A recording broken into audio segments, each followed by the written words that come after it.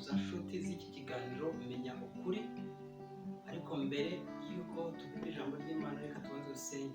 Uwiteka Mana yaremye ijuru n'isi, ndasenze kugira ngo imbaraga zawe zigaragare hano, imbaraga zawe zimfashe, imbaraga zawe zifate ku mitima y'aba bantu banyumva, kugira ngo twese njye nabo duhurize hamwe twumve ijambo ry'Imana riduhindure.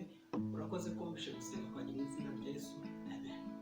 Ndashimira Imana yongeye kumpa aka kanya kugira ngo twongere tuganire ku ijambo ry'Imana kuri channel ya YouTube yivuga butumwa. Uyu munsi rero Imana yashyize ku mutima indi nyigisho ivuga ngo ubumwe bw'abagize umuryango. Ubumwe ni ikintu gikomeye cyane. Ubumwe ni ikintu gikomeye bavandimwe nshuti. Ibi ni ibintu bikunze kugaragara cyane. Iyo ubumwe butari mu muryango, abantu bagira ibibazo. Iyo ubumwe butari mu muryango, niho ubona gutandukana kw'abashakanye kubaho. Uyu munsi hari ibibazo ku isi hose yuko abashakanye batandukana. Iyo bamaze gutandukana havuka ibibazo byinshi. Ariko hano turareba ijambo ry'Imana, turareba Imana iravuga iki ku bumwe. Turabisoma mu ijambo ry'Imana mu Itangiriro igice cya 2 umurongo wa 18, aho havuga ngo kandi Uwiteka Imana iravuga iti si byiza ko umuntu aba wenyine. Si byiza yuko umuntu aba wenyine. Reka muremere umufasha umukuru. Ahantu hari ikintu Imana irimo kuvuga ngo si byiza yuko umuntu aba wenyine. Kuba wenyine ni ikintu kibi cyane. Kuba wenyine hari ibintu utageraho uri wenyine. Hari inshingano utakora. Hari ibyo utageraho uri wenyine. Ariko iyo uri kumwe n'undi, hari ibyo udashoboye uwashoboye. Hari ibyo uri adashoboye niwe ushoboye. Noneho mugahuriza hamwe mukagera ku kintu gikomeye. Noneho Imana yabonye yuko umugabo adashobora kugira ibyo yageraho adafite umufasha, n'umugore hari ibyo atageraho adafite umugabo. Imana iravuga ngo reka mbaremere umufasha umukwiriye. Ijambo umukwiriye bivuze iki? Ni ukuvuga ngo si abagore bose bagukwiriye, si abagabo bose bagukwiriye. Buri muntu yararemwe, ariko aremerwa uwe umukwiriye. Yewe umudamu, yewe umugabo washatse, uwo muntu washatse mukabyarana yaragukwiriye. Nawe wa mugore we, uwo mugabo washakanye yaragukwiriye.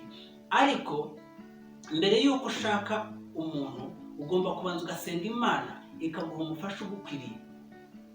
Abantu bose ubona bagenda, abakobwa bose siko bagukwiriye. Nkuko wajya mu iduka kugira ngo ugure inkweto zose siko zigukwira.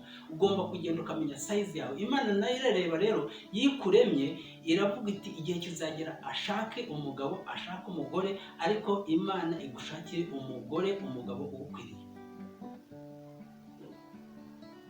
Hano Itangiriro igice cya 2:24 ukakongera akavuga ngo nicyo gituma umuntu azasiga se na nyina akabana n'umugore we akaramata, bombi bakaba umubiri umwe. Umugore umugabo bakaza bakaba umubiri umwe, bagahura. Ngo umugabo agasiga se na nyina, akaza akabana n'umugore we bakaba umwe, bakabana akaramata.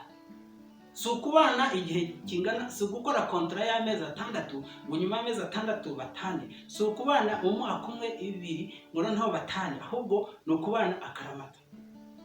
Kandi hano haravuga ko ari abantu babiri bahura bakaba umuntu umwe. Ntabwo umugore ahura n'abagabo babiri ngo noneho babyare ikintu kimwe, cyangwa baba batatu, cyangwa ngo umugabo abane n'abagore babiri bahinduke abantu batatu. Ahubwo haravuga ngo nicyo gituma umugabo azasiga se na nyina akaza agahura n'umugore umwe. Ntabwo avuga ngo azasiga se na nyina ngo ahure n'abagore babiri bahinduke umuntu umwe. Never.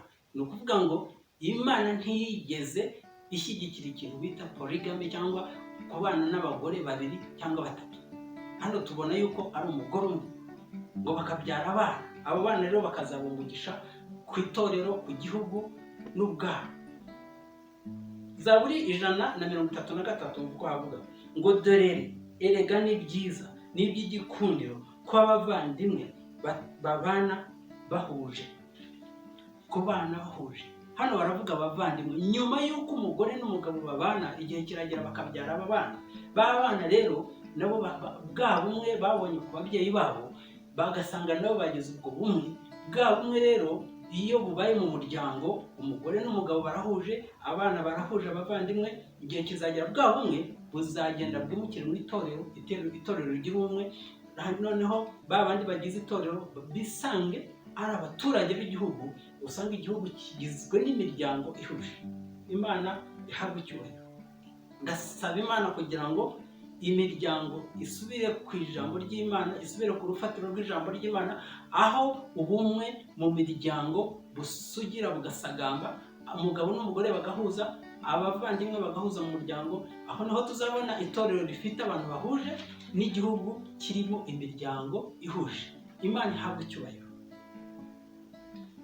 Iyi miryango iri mu bumwe itera imbere. Imiryango iri mu bumwe igira, hano haravuga ku murongo ukurikiyeho muri Zaburi 133 ngo aho hantu hari ubumwe ngo bimeze nk'amavuta y'igiciro cyinshi yasutswe ku mutwe, agatembera mu bwanwa bwa Aroni, agatembera ku misozo y'imyenda ye, kandi bimeze nk'ikime cyo kuri Hermoni kimanuka ku misozi ya Siyoni. Kuko aho ngaho niho ngo aho ngaho hari ubwo bumwe Uwiteka yahategekeye umugisha, ari wo ubugingo bw'iteka. Ahantu hari ubumwe haba imigisha, ahantu hari ubumwe haba amavuta, ahantu hari ubumwe ibintu bicamo, hari amavuta asenya ibihome, hari imigisha ikingura imiryango yafunzwe. Imana ikugirire neza wowe muntu unyumva, wowe mugabo, wowe mugore, namwe bagize umuryango. Ndasaba kugira ngo Imana idufashe kugira ngo ubumwe mu miryango bubeho. Ibintu byo gucana inyuma, ibintu by'amatiku, ibintu by'amacakubiri bikwiye guhagarara mu miryango, kuko ibyo bintu iyo bigwiriye nibyo bizana abantu gutana. Umugabo n'umugore bagatana, bakajya gusaba gatanya, kandi iyo gatanya yabaye, ubwo wa mugambi w'Imana wo kugira ngo bazabyare buzuze isi, abana babo babere umugisha isi, biba bihagaze. Uwo ni umugambi wa Satani ugushaka kugira ngo imiryango yo kubana noneho bashwanyagurike, ubukene bwinjire mu rugo, ubukene bwinjire mu gihugu, hanyuma Satani avuga ati ndabanesheje. Kuko Satani we yazanywe no kwiba, no kwica, no kurimbura. Yesu yo yazanywe no gutanga ubugingo buhoraho. Imana ikugirire neza. Ndasenga kugira ngo umuryango wo mu Rwanda, umuryango nyarwanda ugira ubumwe, kandi ndasenga kugira ngo ibi bintu byitwa gatanya bihagarare, bigabanuke, kuko izo ngaruka za gatanya nizo zitubona zituma abana bagenda mu mihanda barabaye mayibobo, bamwe baranyoye urumogi, kubera yuko nta rukundo baba barabonye muri uwo muryango. Kuko abana urukundo ubumwe barukura ku babyeyi babo. Iyo nta rukundo babonye ku babyeyi babo, nabo nta rukundo bagira.